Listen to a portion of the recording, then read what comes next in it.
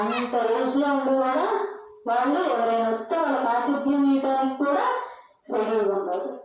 అయితే వీళ్ళు అబ్రహాము మాట చెప్పాడు, నేను ఉండండి ఆహారం తీసుకొస్తామని.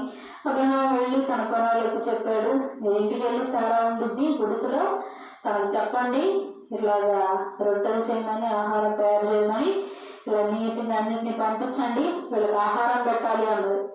అన్నాను సరేనా చెప్పాలి. అందరూ వెళ్ళి మనలు చక్కగా ఆహారం తీసుకొచ్చారు. తీసుకొస్తే ఈ ముగ్గురు కూడా ఆహారాన్ని భుజించారు, బాగా మంచిగా తిన్నారు, బాగానే ఉంది. అయితే ఈ ముగ్గురు కలిసి అన్నారు, నీకు పిల్లలు లేరు కదా, ఎవరు లేరు అంటే ఎంత వయసు ఉంది వాళ్ళకి? 90 ఏమో సారాకి, 99 అబ్రహాముకి. ఎంత వయసు ఉన్నప్పటికీ కూడా వాళ్ళకి ఎవరు లేరు, పిల్లలు లేరు.